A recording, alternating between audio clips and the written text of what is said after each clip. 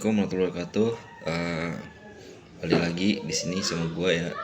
Gue di sini mau sharing tentang Bitcoin. Ya, apa sih itu Bitcoin? Ya kalau lihat dari sejarahnya, Bitcoin itu mulai muncul ya di tahun 2011 yang diciptakan oleh beberapa orang ya, menurut kabarnya beberapa tim yang membuat nama samaran yaitu Satoshi Nakamoto ya di 2011 dengan jumlah supply-nya yaitu 21 juta Bitcoin ya di tahun 2011 ya. Jadi Bitcoin itu tidak bisa ditambahkan ataupun tidak bisa dikurangi ya. Tiap tahun orang menambang Bitcoin dengan cara memverifikasi dalam transaksinya, maka akan mendapatkan sebuah reward berupa satu bloknya itu ya, setiap periodenya itu mendapatkan beberapa jumlah ya Bitcoin. Semakin lama ya, semakin banyak orang yang mengadopsi, sehingga dalam penambangannya itu dibutuhkan kapasitas komputer yang jauh lebih besar dari tahun ke tahunnya, karena semua orang berlomba-lomba untuk mendapatkan reward dari Bitcoin tersebut. Lantas apa sih yang membuat Bitcoin itu menarik? Yang pertama adalah supply-nya. Hukum ekonomi paling dasar menyatakan bahwasanya harga itu dipengaruhi oleh supply and demand ya. Oke teman-teman yang sekolah SMP, SMA dulu inget ya, ketika supply-nya banyak, demand-nya sedikit ya, demand-nya banyak juga maksudnya, maka harga akan turun ya. Sebaliknya juga begitu. Nah, kemudian apa yang terjadi di Bitcoin? Bitcoin supply-nya tetap ya teman-teman. Jadi supply-nya itu tetap, yaitu 21 juta Bitcoin. Apakah bisa ditambahkan? Sangat-sangat tidak bisa ya. Kemudian demand-nya itu peminatnya ya. Peminatnya siapa? Seluruh dunia guys ya. Ibaratkan lu jual kaplingan Bitcoin itu, kaplingan, sebuah kaplingan tanah ya, dan itu diketahui oleh seluruh dunia. Kira-kira apa yang akan terjadi ya? Dan dari 2011 hingga saat ini 2025, Bitcoin itu sudah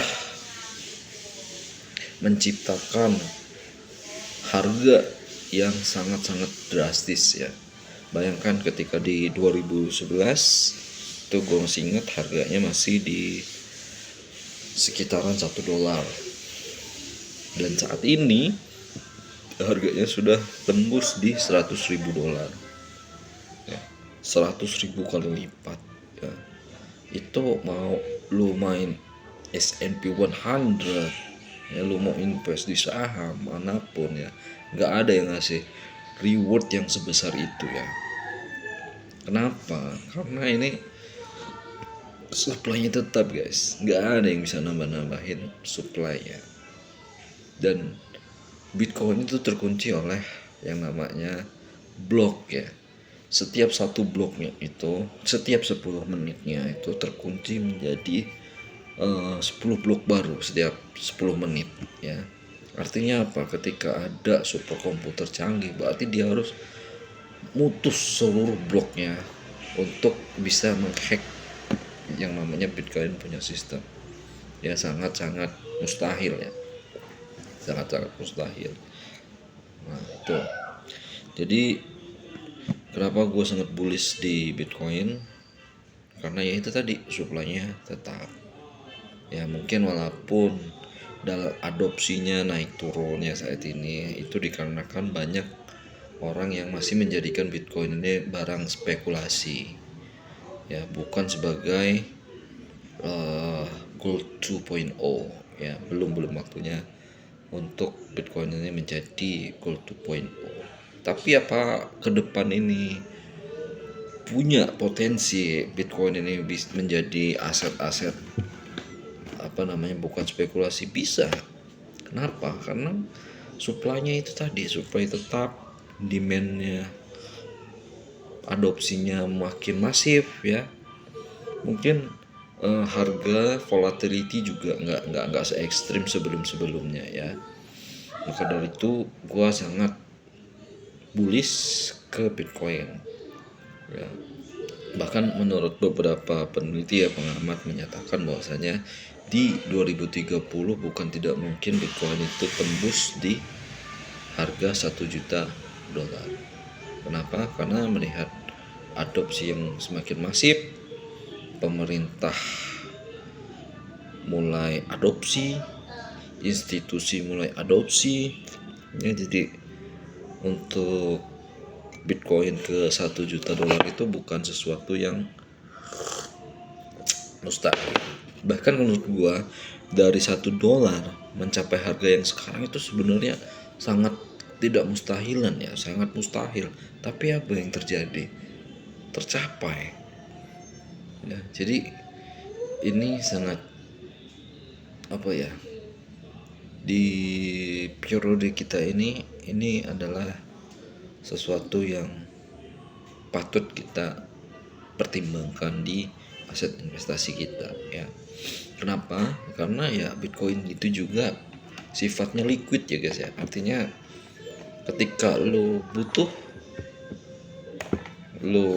sesuatu, dana mendesak, dan itu untuk pengambilannya sangat mudah.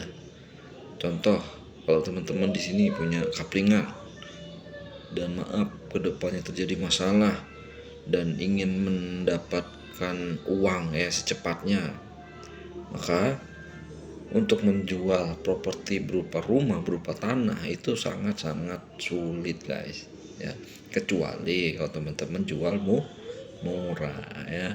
Jadi Bitcoin itu sangat affordable ya, artinya ya harga yang di situ juga real, sportif ya. Artinya di negara mana jual berapa, di negara yang lain dijual berapa ya, nggak ada. Ini sangat transparansi ya, real time harga yang ditampilkan ya. Jadi teman-teman, sekali lagi ini kesempatan untuk teman-teman memiliki Bitcoin ya. Saya sangat tidak yakin ya ke depan apakah Bitcoin ini bisa diperjualbelikan secara bebas ya. Mungkin nanti ada regulasi sehingga Bitcoin ini menjadi suatu aset yang sangat langka ya. Itu ya teman-teman ya, conclusionnya adalah teman-teman coba perhitungkan lagi, pelajari lagi apa itu Bitcoin, bagaimana running Bitcoin, bagaimana ke depan ya, bagaimana sistem keuangan ini bekerja ya. Ini kesempatan kita ya. Ini juga bukan suatu ajakan menjual dan membeli ya guys ya. Ini hanya sekedar sharing informasi. Semoga teman-teman bisa ambil pelajaran dari video gua kali ini. Terima kasih.